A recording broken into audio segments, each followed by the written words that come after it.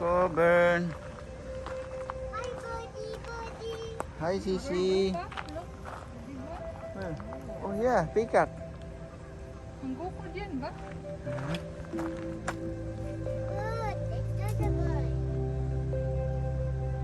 Okay, you get ready? Let's go.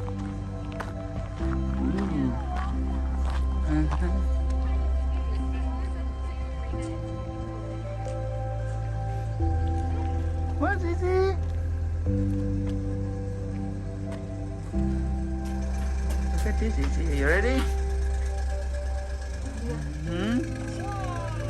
Nice, right?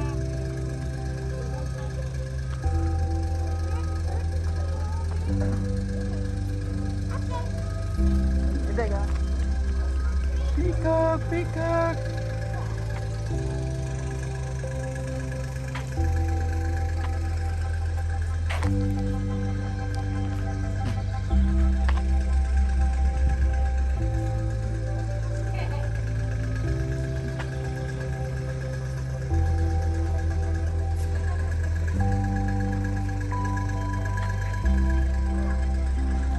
Nice. What is it? It sounds like church, Naga? Church?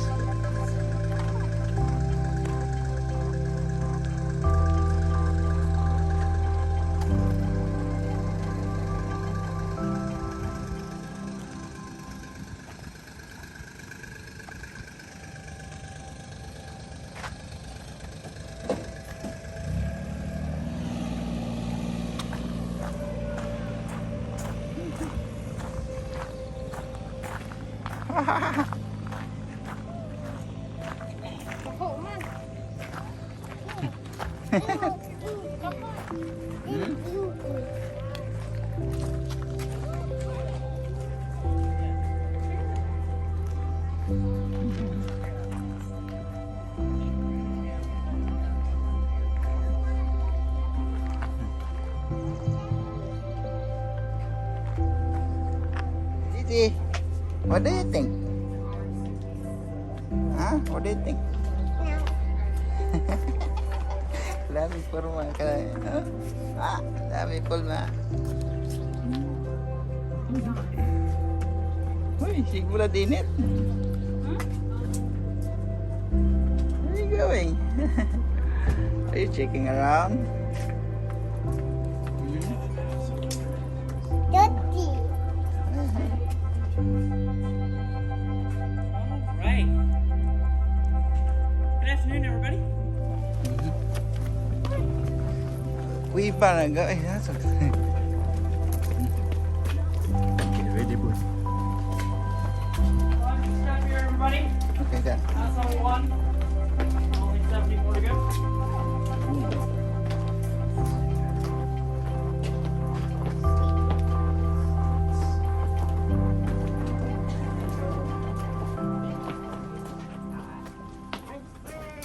There's this water.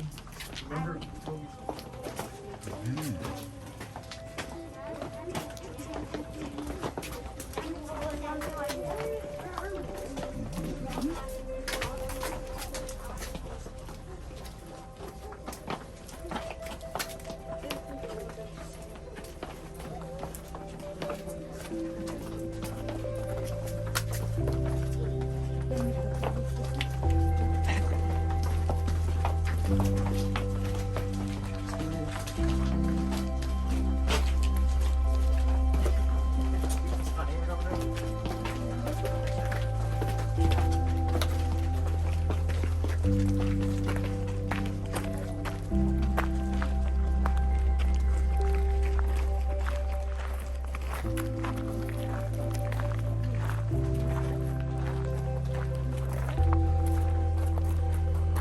Where are you guys visiting from? Unfortunately, we will be heading up to the same 71 stairs at the end of the tour, but we are open until 5 o'clock today, so you have plenty of time to get up when we're done. Trust me, I'll probably be pretty slow with it. Alright, here is called the Swatara Creek, and about 5 miles down from here, it empties into the Susquehanna River, which is Pennsylvania's largest river. Susquehanna gets its name from the Susquehannocks, which are a Native American tribe who lived in the area, and they had settlements all along this creek back in the early 1600s. They lived in longhouses. Lived houses about the length of this fence right along here, and they could fit 40 to 50 people per longhouse, so they get very crowded. Unfortunately, teens settlements. They had no written language, so we don't know too much about them, but we do believe that the Susquehannocks were the first people to find the caves. We believe that because their nearest settlement was in the field directly on the other side of the creek behind that layer of trees, and also because there were artifacts from the Native Americans found in the area that we're standing right now. There was never any artifacts found inside the caverns. However, souvenir hunters did come through before the caves were open for tours, and they took a lot of things out. So unfortunately, if there were any Native American artifacts inside, they were taken out before we got here. So we don't have any 100% proof that they ever would have went inside, but we believe that they would have. Now the caves were public land all through the 17, 18, and early 1900s, until the caves were first purchased in 1927 by John Bieber.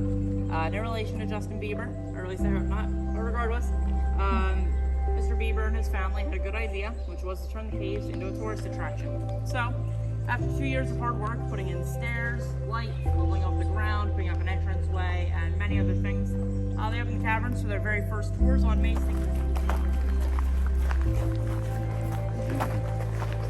Ya, indah.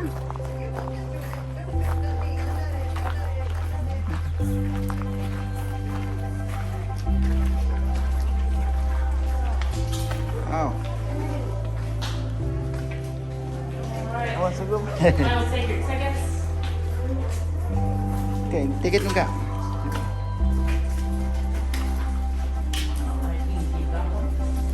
Yep. Watch your step here, and then you can just step off to the right side. Thank you. What's kubos kayo. Bertado na magkubos lang. Guys, slippery boy, ha? Alright guys, there's another group coming out, so you guys can stay off to the right from their campsite. That would be awesome. Okay, yeah.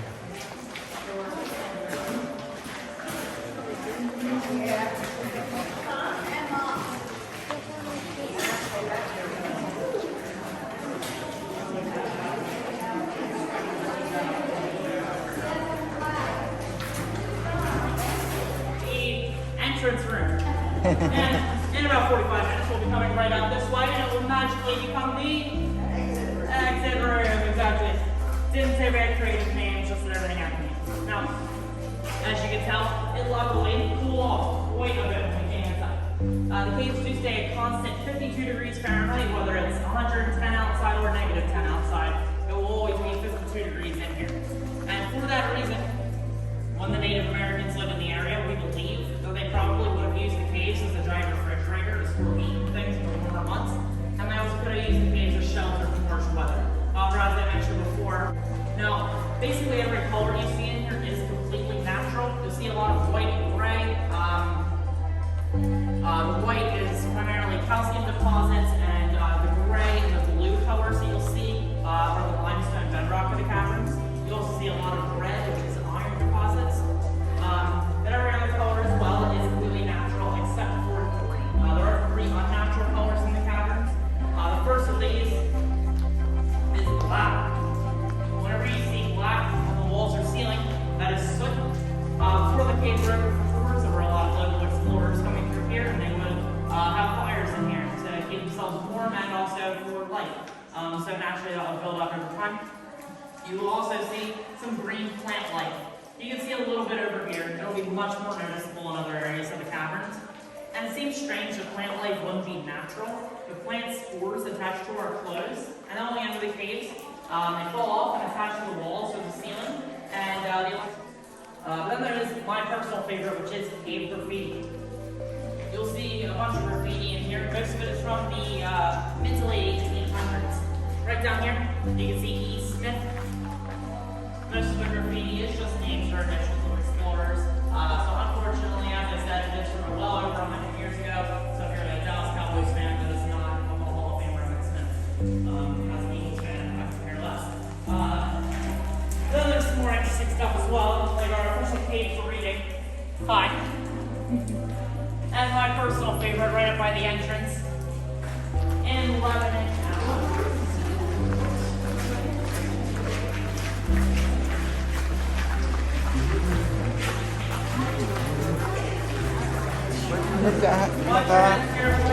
Boy, watch your head, boy.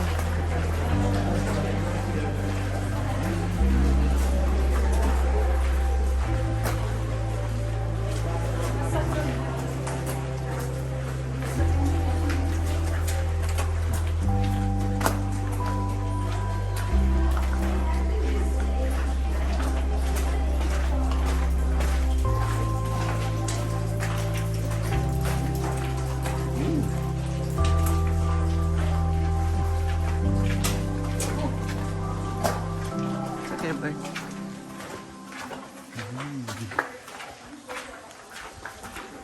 Watch your head, boy, huh?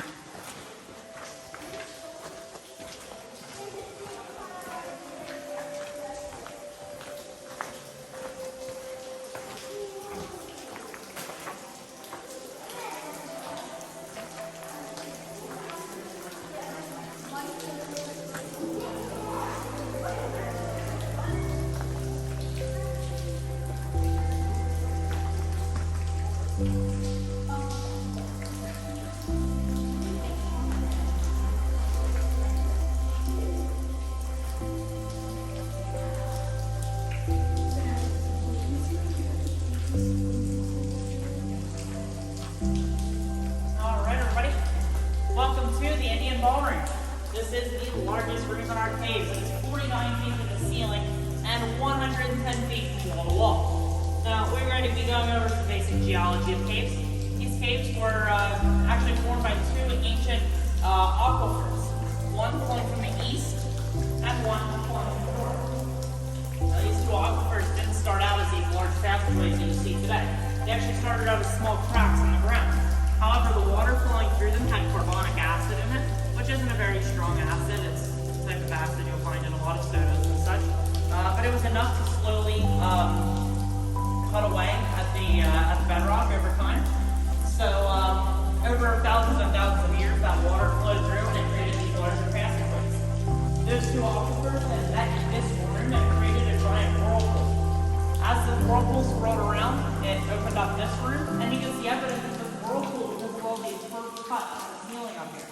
You can actually see the path that the water was taking for thousands and thousands of years.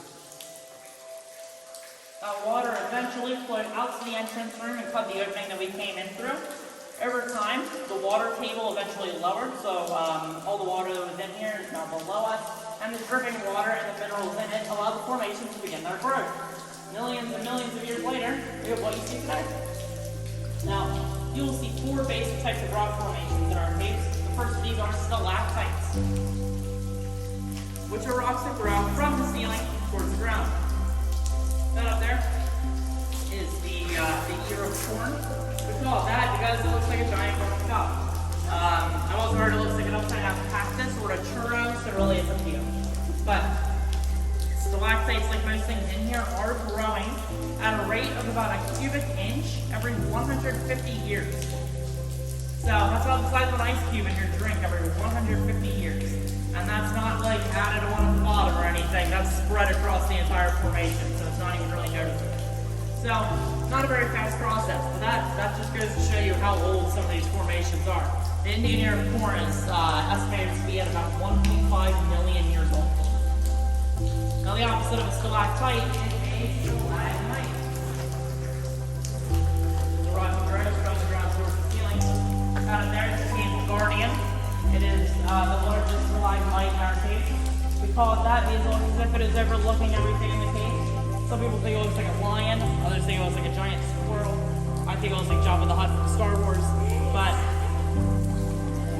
yeah. Thank you. Thank you for agreeing with me. Stalagmites do grow a little bit faster at a rate of about a cubic inch every 100 years. Now, stalactites and stalagmites do have very similar names. People do get them mixed up pretty often. I think the easiest way to remember it is that stalactites cling tight to the ceiling and that you might trip over a stalagmite because it grows from the ground. Also, stalactite has a C in it for ceiling and stalagmite has a G in it for ground. So, I know there's a lot of ways to remember it, but those are the two that I find most helpful. Now, stalactites and stalagmites do tend to grow towards each other and they can actually meet in the center and form together. When that happens, we have to call them something, so we call them columns. This up here is the Cavern of Babel. It is the largest column in our cave. It is also the oldest single formation in our caves. It has been estimated by scientists to be about 4.5 million years old. Now, the fourth type of formation you'll see, and the one that you will see most commonly, is flowstone. And flowstone gets its name because it looks as if it is flowing over the walls. No, it does look a bit like melting ice cream. I can promise you that it is just as solid as any regular rock. A flowstone scientifically is calcium carbonate. You may recognize that because calcium carbonate is chalk. Well, I mean, it is chalk. And it is also what is in ponds. So if you have an upset stomach, you can just lick the walls. Please don't. I used to say that as a joke, and then I had a tour where two people decided to lick the wall. So please don't do that. It's really gross. It's a rock. It's not going to taste good. But yeah, flowstone does grow a lot faster than the stalactites and stalagmites at a mightily fast pace. So a cubic inch every 35 to 50 years. So it's very, very speedy compared to the stalactites and stalagmites. But obviously it's still very, very slow compared to basically everything else. So, are there any questions at this point? Yeah. Will we be up there at this point? No, we can't get up there, unfortunately. It'd take a lot of climbing. We can't do that. Anything else? Alright. We're going to be heading down into the eastern cavern, right this way.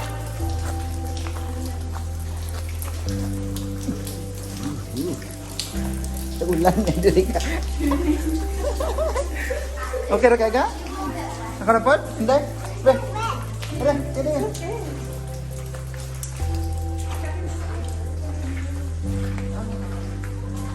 Mabon.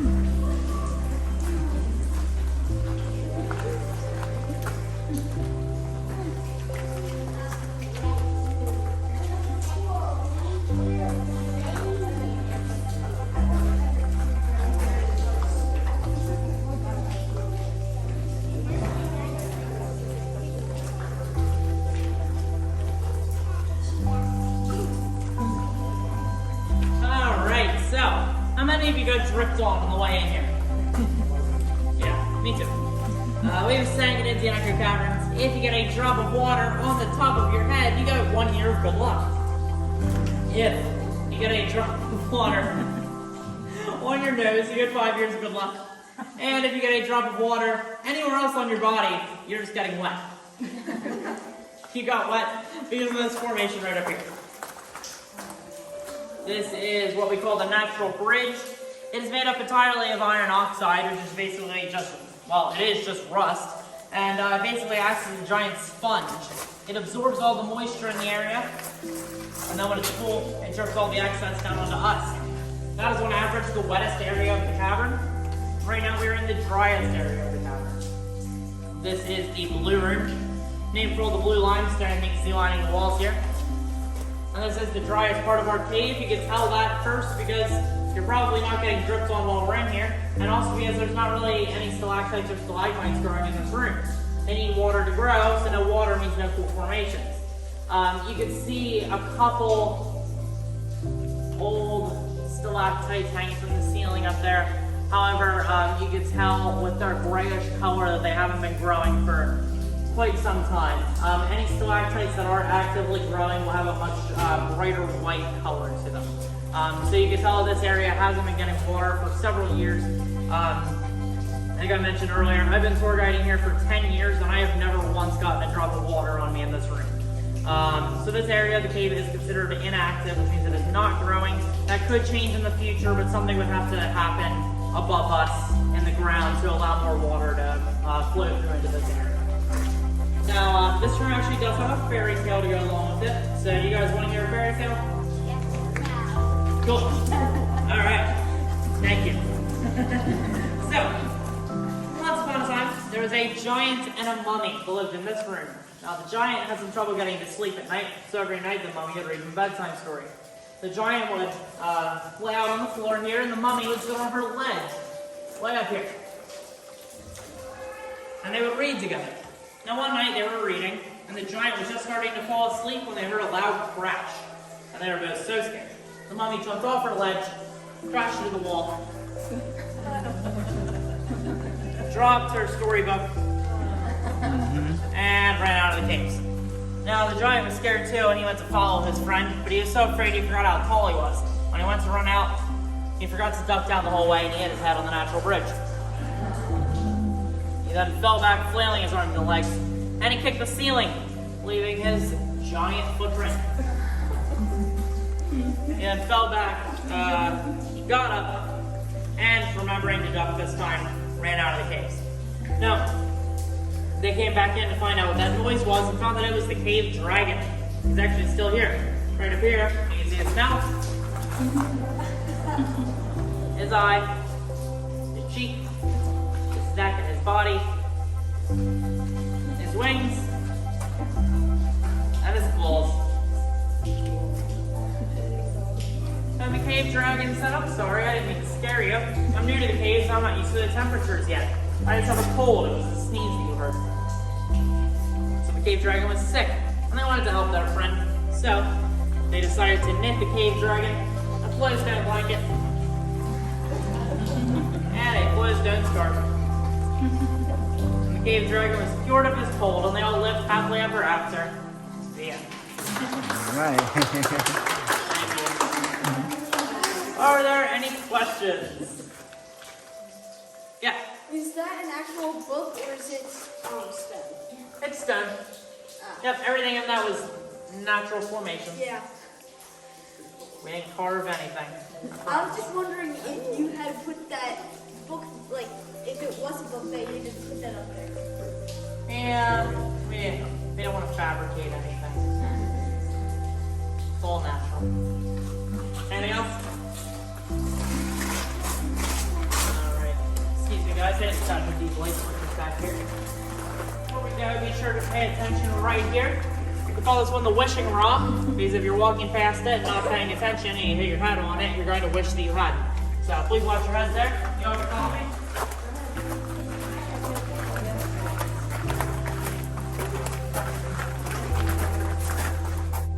If you were an explorer back in the 1800s, you would have used a lantern or a torch to guide your way through the caves. It was frequently burnt out, and you would be left to complete and total darkness. We don't experience that on a normal basis, but we are today. So to get the full effect of this, we can please turn off any cameras, cell phones, iPods, flashlights, cover up anything.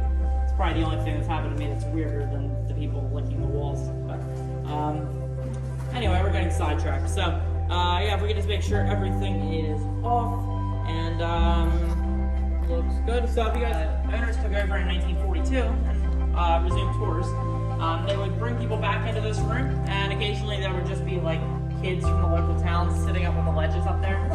Not very good for business, so they closed that off. So now that is the only entranceway.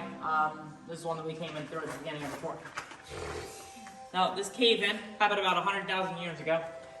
Scientists did some testing, and they believe that there is actually another room that is expected to be about twice the size of the Indian ballroom beyond all of this fallen rock.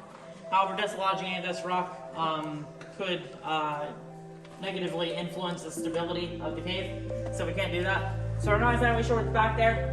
Jimmy Hoffer could be there for all we know, but we definitely won't be getting back there anytime soon. There are actually, so we're technically not supposed to talk about this on tour, but I like to give some extra information. So there's a local business in Hummelstown, a mile or two down the road, that has, in the basement, they have this door,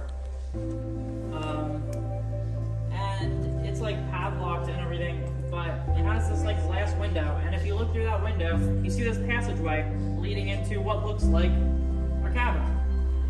They won't let us go in there, but they say that they believe it's part of this cave system, and that is certainly possible.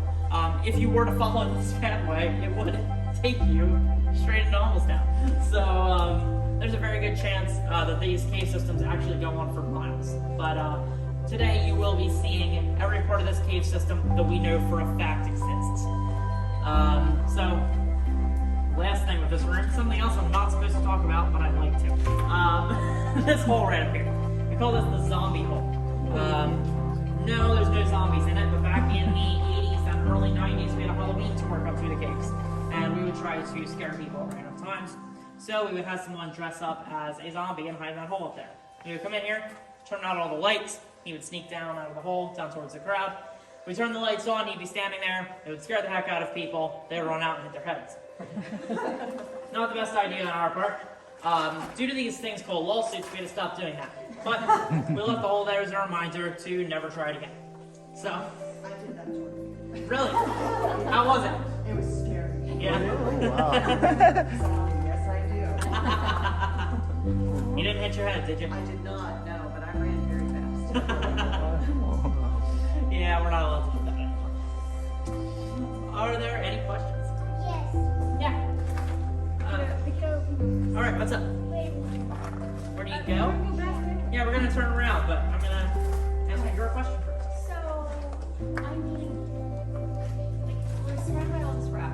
Like, if you got the noise level to be like super, super high, like, would anything break? Like, would it? No. Is it totally okay? No. So, two interesting things. One, this is mostly off topic, but I'm a music major. I've come down here to perform multiple times by myself. The acoustics are amazing. Second, on a more serious note, so back in 2011, I was tour guiding here, and my dad used to be a tour guide here as well. And I was up in the gift shop, he was down in the cave, he was the only tour in the cave, and we were hit by an earthquake. You guys might remember this, the epicenter was right around Washington, D.C., damage to Washington Monument, and it was felt all around this region. Yeah, we felt that here pretty hard. There was stuff falling off the shelves in the gift shop and everything. And we called down, we have an emergency phone down here.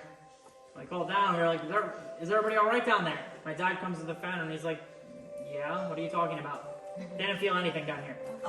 It is completely stable. It has to be inspected by the state government every 6 months. If there's any chance of anything falling or caving in, we can't be open, or it has to be removed. But they have never had any complaints about anything. Nothing's fallen since we've been here. And actually, during the Cold War, it was a designated bomb shelter. So, in case of apocalyptic disaster, come on back to Indian Echo Caverns. Sound good? All right. Good. If, like, it was like apocalyptic, like, zombie stuff, we'd be trapped here. Thank you. You're welcome. All right. So. You might have to climb. All right. Yeah, if we could climb it, then. All right. There's such a joke. All right. This is the dead end room, so we're going to turn around and head back out to the Indian ballroom. I will follow behind you guys. Please watch your heads and watch your step on the way out.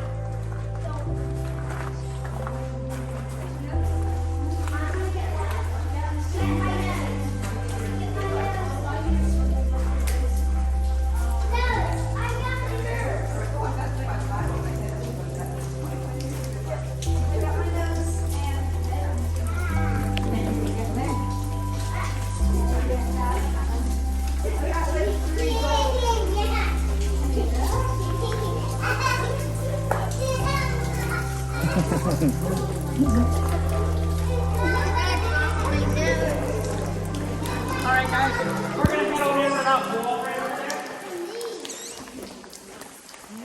Okay, follow me.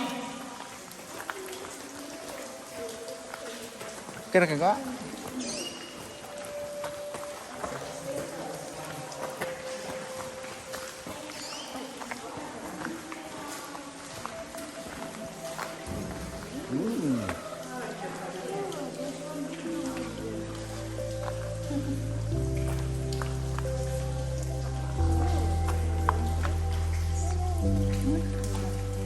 Alright, so this wall over here looks like a man-made wall, but it is actually a man-made wall. It's used to cover up our sump pump. During Hurricane Agnes in 1972, water flooded in the cavern all the way up to that ledge up there. Ooh, wow. That's not good. Can't do worse than that. So, we installed a sump pump to pump all the excess water in the caverns out to this riparian creek that you saw outside. So we have a too many major issues since then. There have been 4 occasions where we have had to close for at least a week since then. Otherwise, there's been some minor ones where we've had to close for a day or two. The last major one was Tropical Storm Lee in 2011, which this repair actually overflowed into the front doors of the cabin. You can probably see the issue is that the pump pumps the water out to the car. So if the car is flowing into the front doors, it's just going to pump out right back in. So we couldn't really do anything. They closed down for 3.5 weeks, and we had just over 5 feet of water. Other than that, no, we haven't really had too many major issues of flooding, mostly thanks to this wonderful pump over here. So, are there any questions? Alright, we're going to be heading down into the northern cavern over here. Before we go, the red lights do not mean stop, they mean duck. They're lower hanging rods, we don't want anybody hitting their heads. So if you see the red light, please be sure to duck. Also, if you're carrying a child, just make sure their head stays below yours. Alright, everybody understand? You good? Okay, follow me. Kita pegang.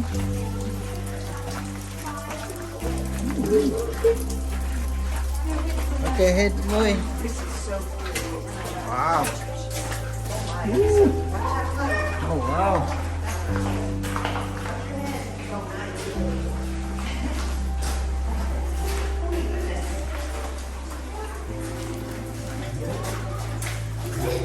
Wow, nice. This place. Oh, wow. Woo.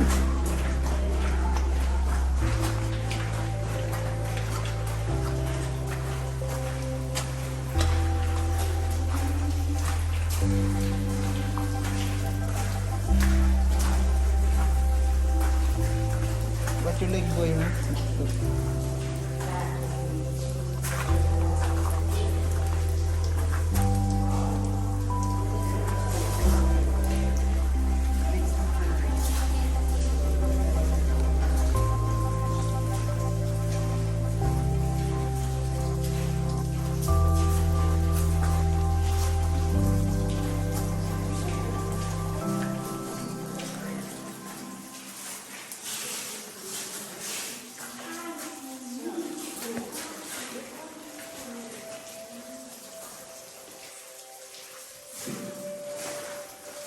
All right.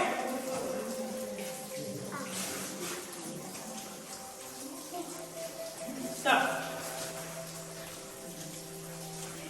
this is the Rainbow Room, named because it is the most colorful room in our caves. Right now, we're at the deepest point we'll be on our tour today. We are 110 feet below the petting zoo. It's 79 feet to the ceiling up there. That is the highest ceiling in our caves. So that does give you an idea as well. At any given time, there is 20 to 35 feet of ground from the ceiling to the surface.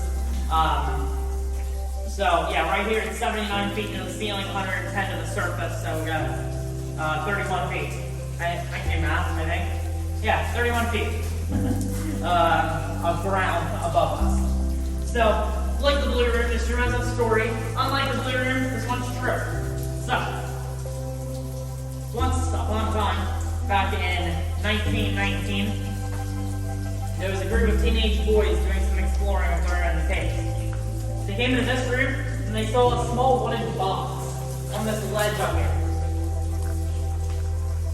Now, they're curious as to what it was, so one of the boys climbed up, and they brought it down. They go to the mystery box, because they had no idea how it got there or who the original owner was.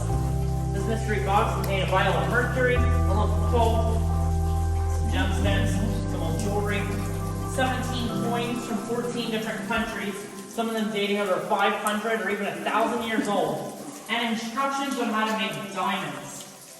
It said that you poured the vial of mercury onto the lump of coal, put it back in the box, put it on the highest tower in town, and waited for a lightning storm. If it were struck by lightning, you have diamonds.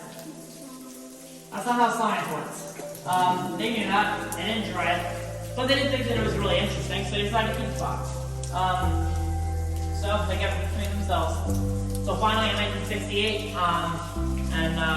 only one of those boys was still alive at that point, but he still had the box in his possession. And he decided to bring it back to us in the Echo Cavern. And he donated it to us, as long as we promised to never sell it or any of its contents, and keep it on display for all of our guests. We have kept that promise for 53 years now. That box and all of its contents are right up by the front door of the gift shop on display for all you guys to see. So, did a glance case up there. So definitely be sure to check that out after your tour. It is right next to the front door. You can't miss it. So, we never did figure out who put it here. We probably never will. But we do know that it was put here between 1915 and 1919 because those are the newest coin in the box when the box was found. Well, we believe that whoever put it here may have been a sailor. He has all of the coins from countries that I think are port cities. But we don't really know for sure on the ground number. So, are there any questions? What's up? That is a real story. Completely true. Anything else? It's right up it. It's, well, so it was found on this ledge right over here. But now it's up in the gift shop on display. Anything else? Alright. We're going to be heading down in a bit further down to the northern cavern. I previously said that that area over by the natural bridge is the wettest part of the cave. That's because that's what they tell us to say. This is the wettest part of the cave. If you have a hood, I recommend it. There's another red light up here as well, so please remember to watch your eyes going after that. You also follow.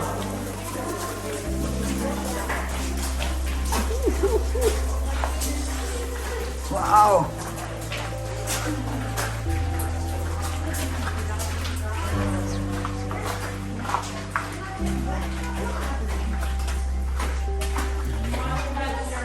Watch your head, boom.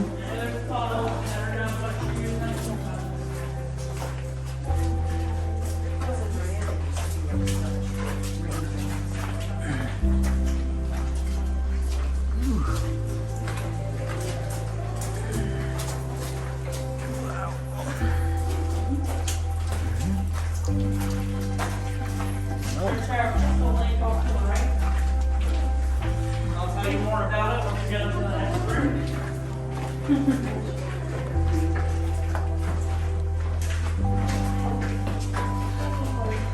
Careful behind your head, boom. Ooh.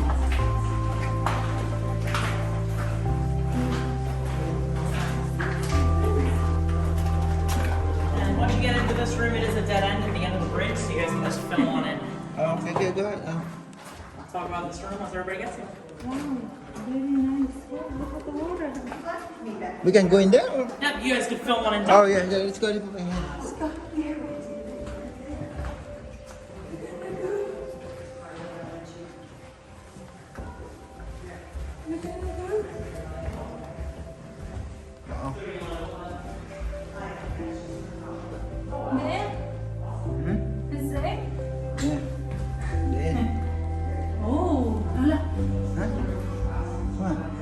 Ice cream.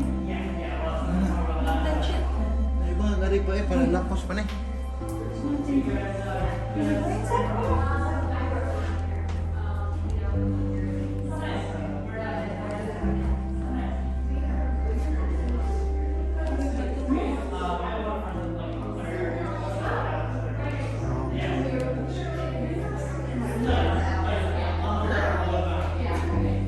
Okay, oh. Yeah, baka mag-check sila dito, ha?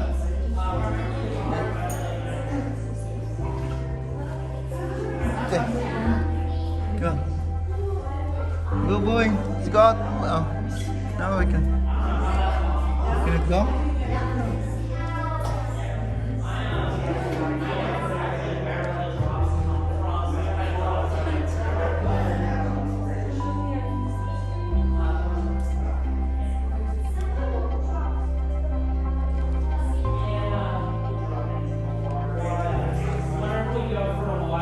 Boy.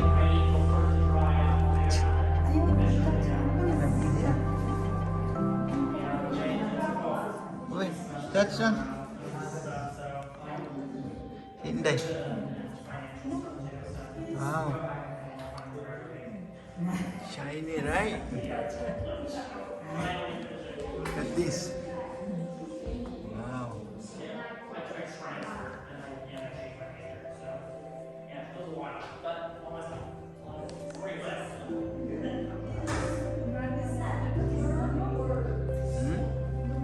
This right here, that's actually coral. Yeah. So this over here, this stuff looks like popcorn chicken or Grabe. cauliflower, depending on your diet. How much is he wearing? You're in the cave? Keith coral. Keith coral is just like any coral you would find in the ocean. It is a living thing.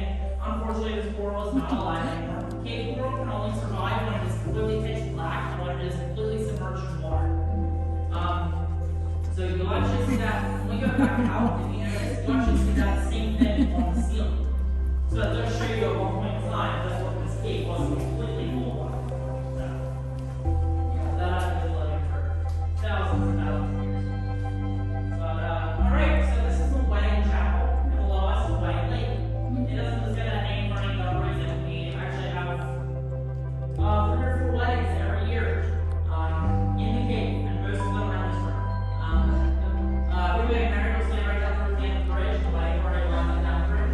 Obviously, you can't have very large weddings in here. So, when people don't have weddings in this room, they normally have it out in the Indian ballroom, which is really cool. Makes for a very unique venue. The only problem with that is that every time we have a wedding out in the Indian ballroom, I have to carry like 50 chairs down 71 stairs. It's hard. But other than that, it's really cool. So, if you're looking to get married, talk to Karen when you get shot. She'll be able to give you all the details and make sure to stay on our schedule. Alright. As it below is the wedding lake. Wedding lake is 8 feet deep, and at its point is 100% entirely pure water. It's all rainwater that comes to the ground.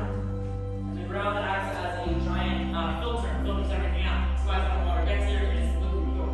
It does have a lot of minerals in it, mostly calcium. So it tastes kind of chalky. If you want to taste of that, we have cashew from the ceiling, there's plenty. But yeah, behind us, when we were coming around the corner there, that was Crystal Lake, which is a separate body of water. It's 6 feet deep, but otherwise shares all the same characteristics as like a lake. Now, you might have noticed that this cabin right here looks a little bit different. You brought it up to me. This actually was lying out. This is the only man-made passageway we've got. This is like 40 feet, roughly 40, 50 feet. So the original owners knew that there was other water back here. The only way to get there was to climb up a wall in the rainbow room, about 40 feet, climb across and came out on this ledge right here. Can't do that on course. So they love this passageway here, and now we have access to this room. For the wedding theme, we have our 7-layer wedding cake. Our honeymoon ski slips, and our pipe ring.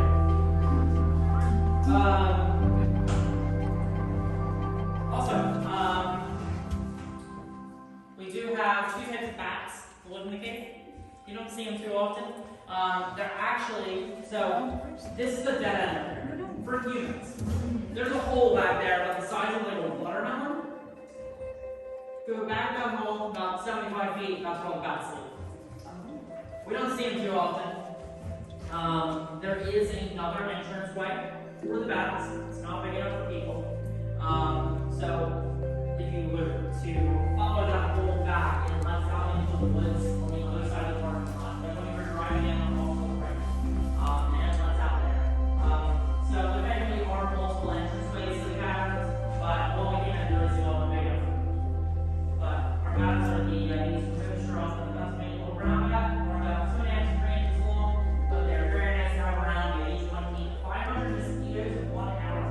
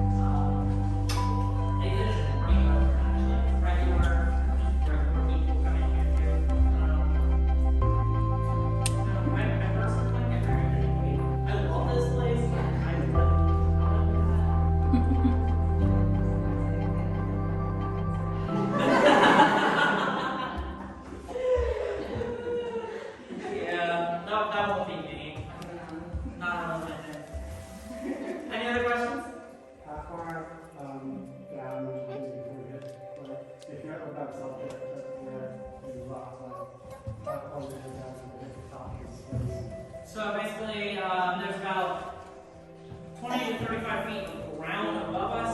You're going to dig about 15 feet until you hit the bedrock. And then the water will just cycle. Anything else? Alright. Well, as I said, it is another dead end up here, so we're going to turn around and head back out to the Indian boulder. I'll follow behind you guys. Please watch your heads and watch your step on the way out. Okay, I'll follow you. You lead the way. Let's look at it there, huh? Let's look at it there. Sila.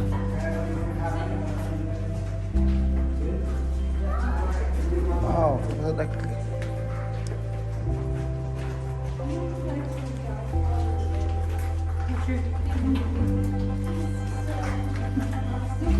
There's water, right? Yeah.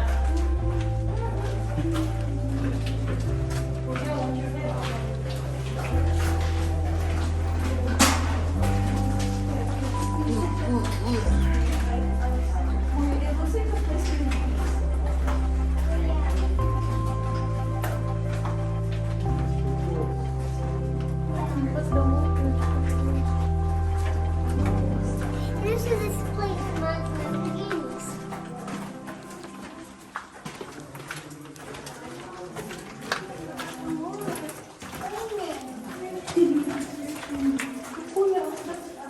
What's your head, Kuya? You're a geologist. I am. Yes. I'm sure you can probably teach me plenty then. We're doing great. Thank you. Been here a while. I love this place. It's really What's your funny. head, People, Kuya? a lot of the time will ask me on boards, like, are you a geology major? I'm like, no, I'm a music major. That's a very different thing. But I love it. I love it here. I'm a geologist and a musician, Oh, awesome. I'm a musician who really enjoys geology. What do you play? so guitar. Electric guitar, bass guitar, music. Awesome. Same here. This one's my primary, but I'll play most things with strings.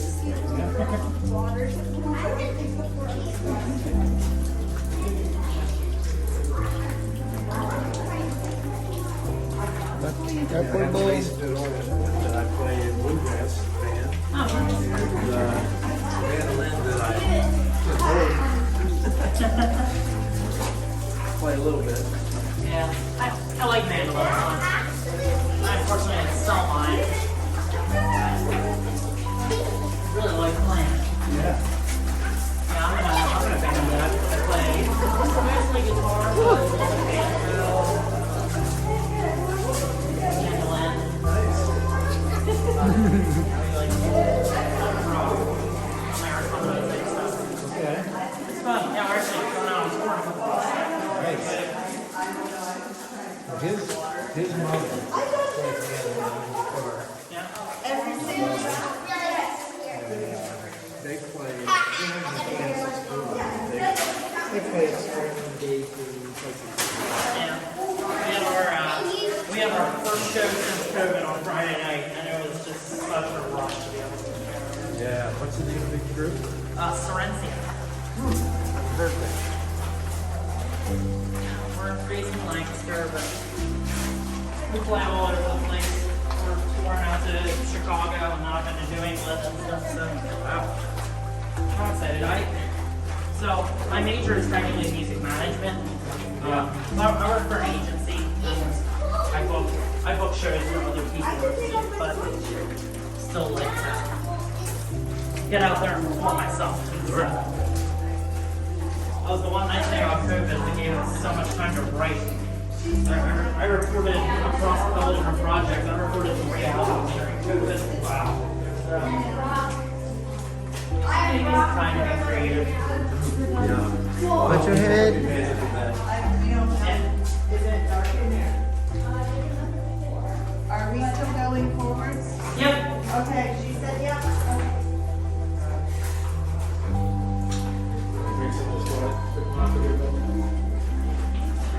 What's your head, boy, ha?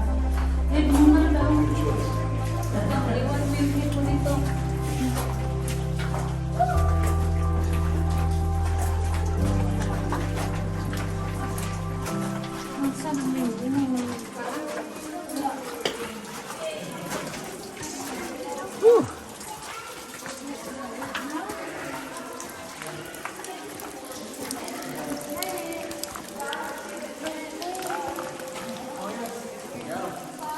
Thank you. All right, everybody.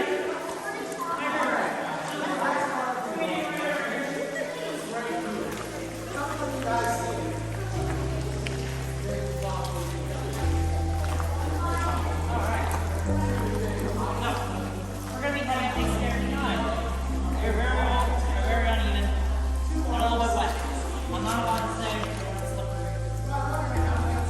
Stairs are wet. Hold on to the handrails. Enggak, bukan ha? Sakit kah? Dan gunit, ha? Gunit ko na ga ha? Sakit kah?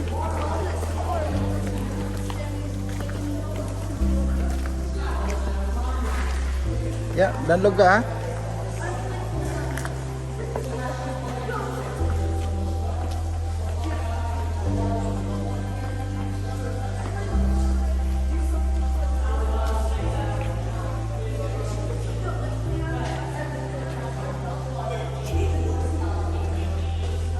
My boss said if I say that, it's still severe.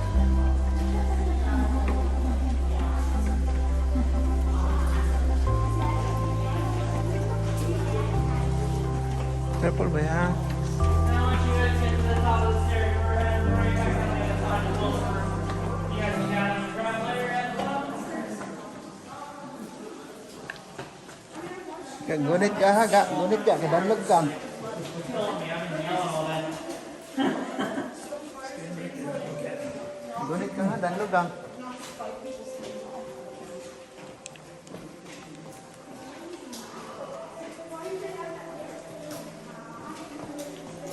Hold ba ya?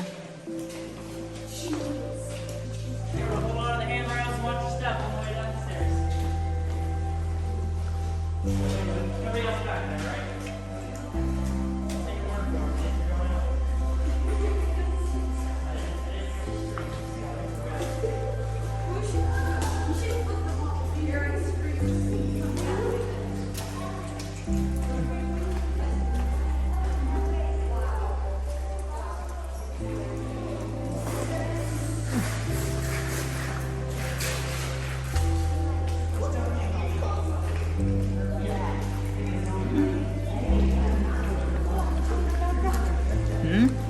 Kenapa?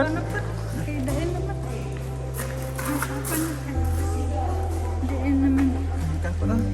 Ikut ha?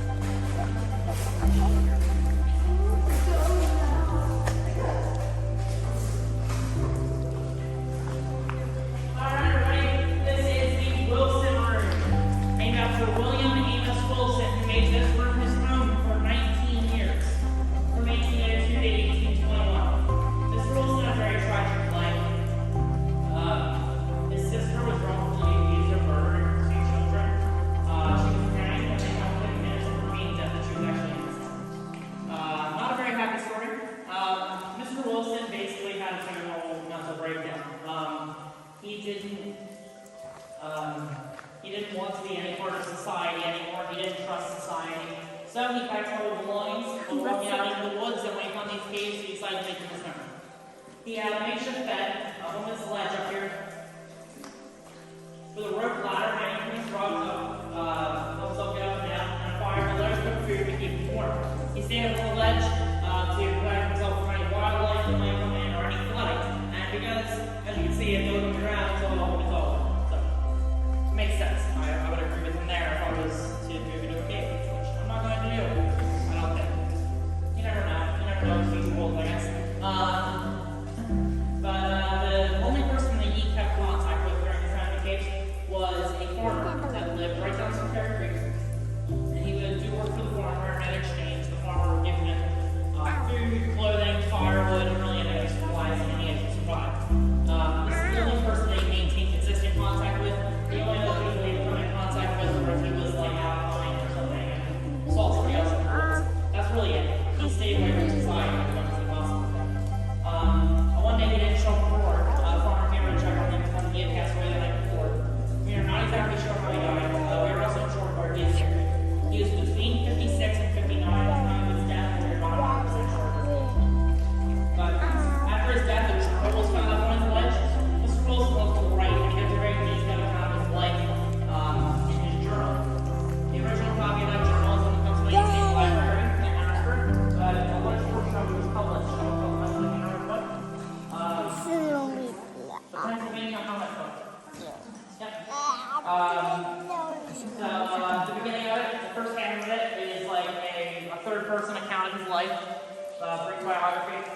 second half of it is all our Surface Journal. We do actually have that up in the gift shop for only $4.99. So definitely check it out if you're interested. Fair warning, it's not a very story. You gotta be pretty sad to do caves, I guess. I mean, if you really like caves, yeah, he wasn't very happy with that. So don't be looking for the hit of 2021. Not gonna come out of that. So I'm so sorry. Are there any questions? Going once. Going twice. Alright, just remember this. Excuse me first. I just gotta make sure there's no other group coming in out. Alright, you all can follow me right out this way. Shine on me.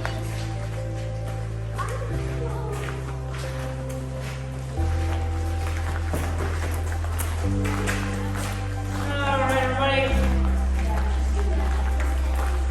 Welcome to the exit room. This concludes our tour. Thank you guys so much for coming. I really do hope you enjoyed it. Be sure to check out the mystery box and the Pennsylvania Hermit book. They are right up in front doors of the gift shop. And right next to those is the guest book. Please sign the guest book if you get a chance. Just takes a minute. Just have where you're visiting from and what you think about your tour. If you like the tour today, my name is Emma. If you do not like the tour, my name is Sam. So, if you have any other questions or just want to stop and chat, I'll be hanging around for a couple minutes after the tour. If not, you can make your way up those 71 stairs. So, thank you guys so much again for coming. Have a great rest of your day. Hope to see you all again soon. Exit. Ada? Thank you so much. Have a good day. Okay. Have a great day, folks. Thank you so much. Thank you so much. Wow. Woo. Ah. But you're not cold anymore. Wow. You feel it? It's like nice in there, eh? Wait. Alright, we're going back up. You step, where's the step, my boy? Where's your step?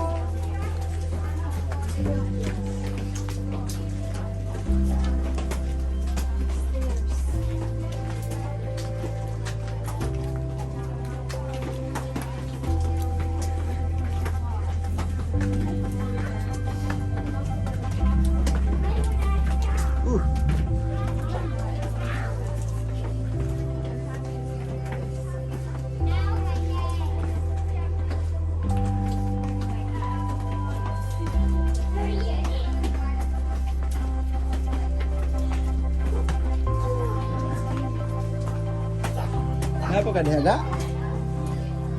Apa ka diha Alina?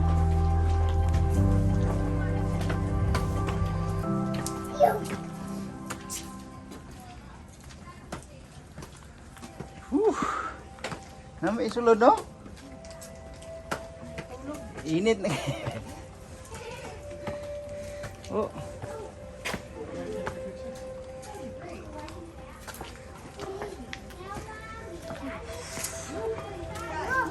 See, oi, see, where are you going?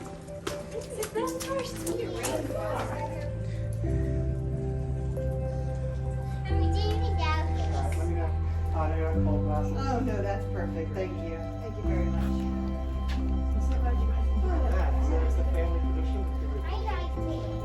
What? The family tradition, giving the toys to the dad too. Yeah, I guess so. Yeah, my dad was here for a while. Ready? Yeah, he got me started when I was 14. I've been here on and off since, so. Yeah. Okay, should we get a or is it the actual?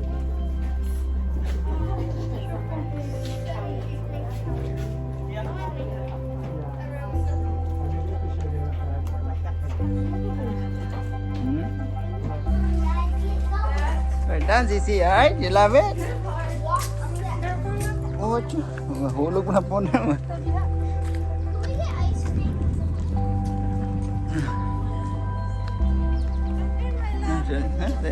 Ilalo man ni cave mo, ha? Imagine mo, ha? Ilalo man ni cave.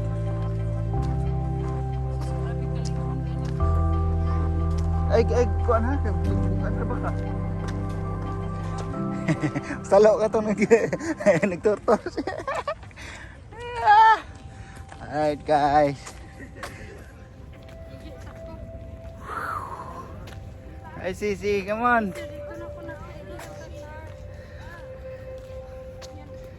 Tourist oh.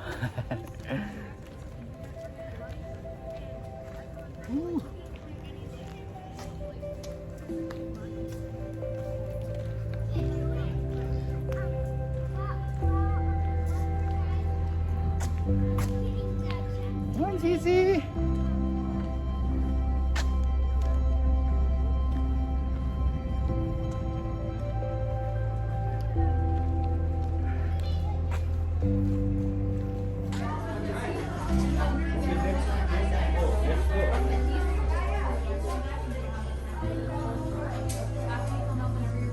The one, see?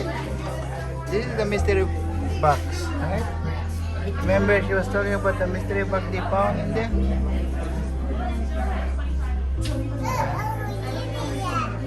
Oh, look at this money, right? Turkey, Hila. Okay. Wow. Ah, this is the box, right? Wow, so tiny, huh? They're from Argentina, Morocco, Netherlands, Roman coins. Oh wow. What sign?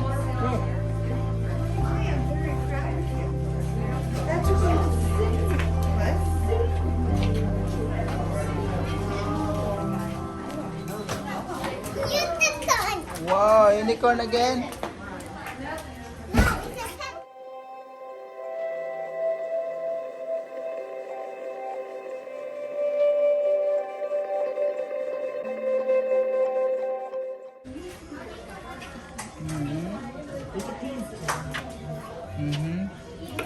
Oh, careful. Careful. Oh, look at this. What is this? Huh? Look at this.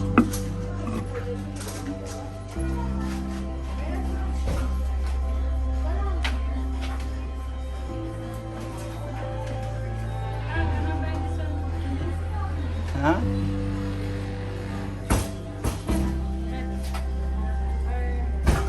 Look at this bag. Healing mind, stone. Awesome, ne? Have to hold this one and keep your Huh? believe Saan eh? Basta sa likod. Healing thing, crystal healing bag. Oh, matumba ka. Ayun lang, makumba.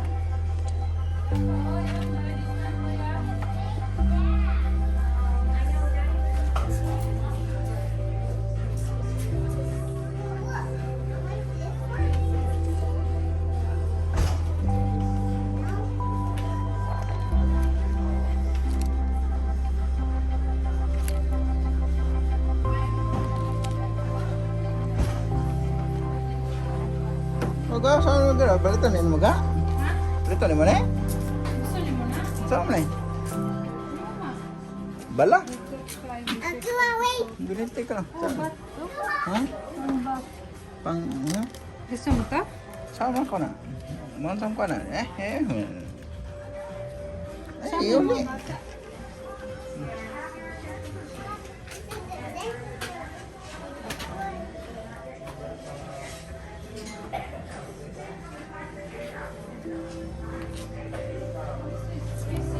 Well, ne?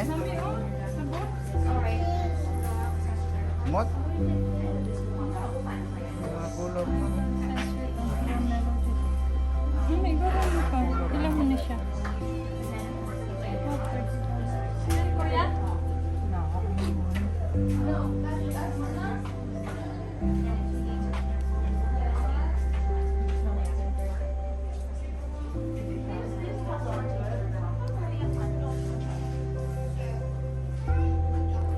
Ha?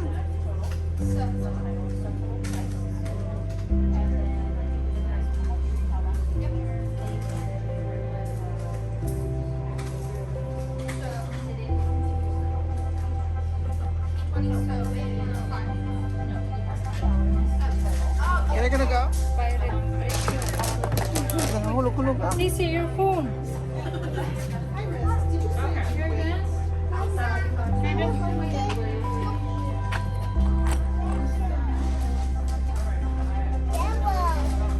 Kinood na ka? Kinood na? What are you gonna get for us?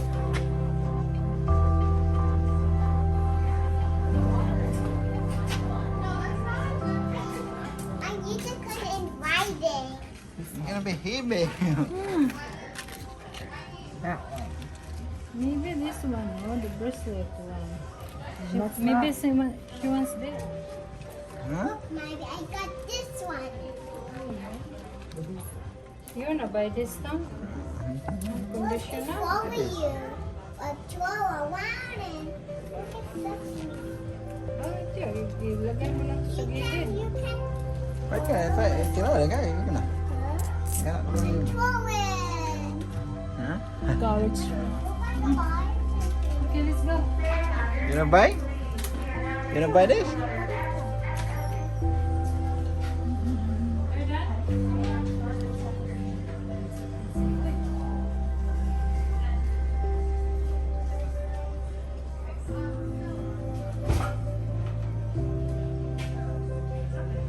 Andal mo konti.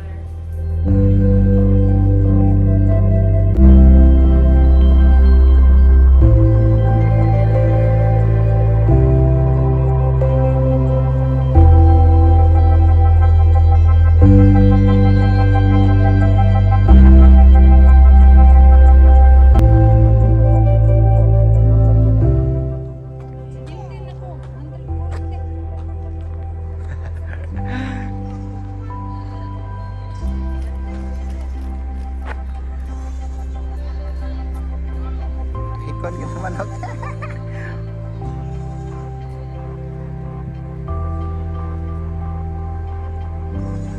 Dagang gina charot. Teka, si manok ka. Nakalapok na.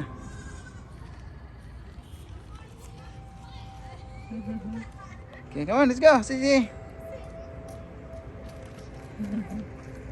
Yeah, shopping bag ready.